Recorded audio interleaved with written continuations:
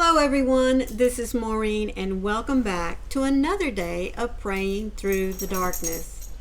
Our topic for today is one word: seen. Not only us being seen, but seeing God. How do you see God? Do you see Him as some old man sitting on a throne up in a bunch of clouds with little cherubs of angels singing around Him? Do you see Him as a alien looking shape? You know, maybe greens and purples and blues with great big old eyes. Or do you see Him as a mist? How do you see God? And how do you think He sees you? Well, we're going to explore that through a verse found in Psalms in just a few minutes. But I'm going to take this time to remind you that my daily devotionals for 2025 come through this little blue book that's put out by Broad Street Publishers. Now you'll find a link for it down in the description box. Its title is 365 Days of Prayers and Devotionals for those that suffer with depression and anxiety. And you know, we all go through those little bouts of dark moods and maybe feeling sorry for ourselves, or we're just so stressed that we can't function. This little book has daily devotionals that help you to connect, to take just a few moments to recenter your life and know that you're not alone. So be sure that if you want this little book, to just click on the link, it'll take you right to it. Our Bible verse for today is found in Psalms chapter 33, verse 18. Behold, the eye of the Lord is on those who fear Him, on those who hope in His steadfast love. This beautiful passage focuses on two words: fear and hope. And we're going to break this down. Now, I've made myself some notes here, so you're going to see me dropping down every once in a while to remind myself of what it is that I wanted to explain to you about this. But I want you to take just a moment in looking at this verse and concentrate on how do you see God. Now, the first phrase that we're going to look at here is on the phrase, behold, the eye of the Lord is upon you. The eye of the Lord. Now, what does that mean? That means that God's intentionally focusing on each and every one of us. So I'm going to make this very personal. God is fixated on you. He's fixated on every minute detail of your life. He knows exactly what it is what you are going through. Your fears, your hopes, your struggles, your praises, your everything that you are experiencing. God is right there with you because He has His eye on you. When we think about God's eye on us, I told you, He's got every little detail right up here because He's seeing what's going on with you. And more importantly, He's not only absorbing and sharing in everything that we're going through, not just the physical, not just the mental, but He also sees what's in our hearts, what is causing our struggles. And He is there when we call on Him to help us with those. He's also there when we share with Him our joys. And He's also there with us when we choose to share our needs. Now, the second part of this, I told you, was hope. On those who hope in His steadfast love. Now, I want you to think about that word fear for just a moment. You know, we talked about earlier that The eye of the Lord is on those who fear him. And I told you that fear and hope is what these two words go together. The first word, fear, is not the type of fear that makes us afraid, makes us anxious. No. When we talk about for those that fear the Lord, we're talking about a biblical understanding of God, respect for who he is, standing in awe of the power and the strength that he has, thinking about his holiness, his majesty.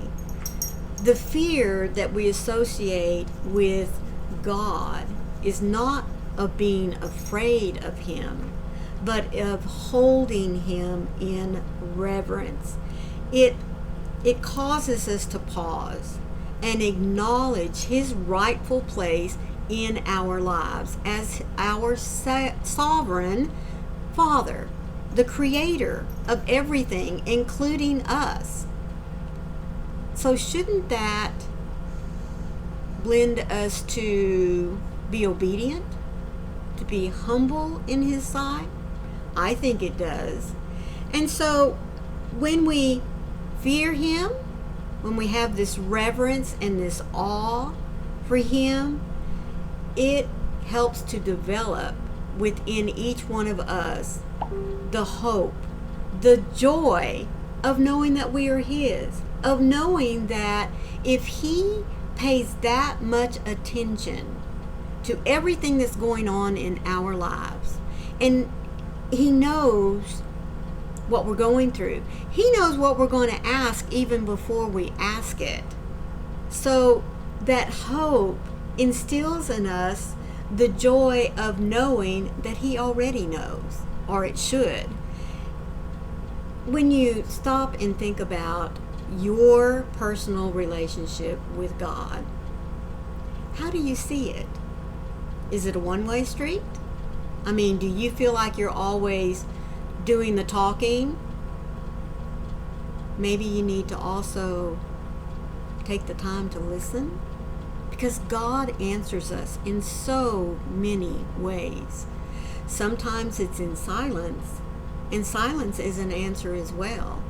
But if we have that fear, that reverence, that acknowledgement of who God is, then that fear lends the hope of knowing that he's there, he's listening, he's seeing, and that he is going to answer us in love and in guidance and in respect for us. Isn't that kind of a funny thing to think about? I mean, we respect God, but does God respect us? Of course he does. We are his children. When we show respect to God, he respects us in return by being there for us, by listening to us, by answering us, giving us a plan, showing us our own strengths and weaknesses, showing us that through him there is nothing that we can't accomplish. Fear and hope. Behold, the eye of the Lord is on those who fear him, and on those who hope in his steadfast love. Fear, reverence, awe in who our God is. That leads to the hope of his steadfast love for us. In all that we do, God is there because he has his eye on us. And remember, if he is so concerned about the little sparrows, wouldn't he be even more concerned about us, his greatest creation? I think so. God of the entire universe, you are the same God who knows every detail of my life.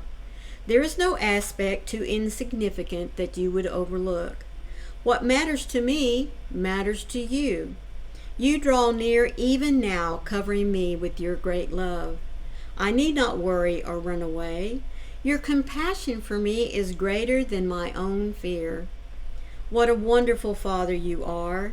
Your love is more reliable than the rising and the setting of the sun. I may take for granted that the stars will shine at night and that the tides will shift during the day.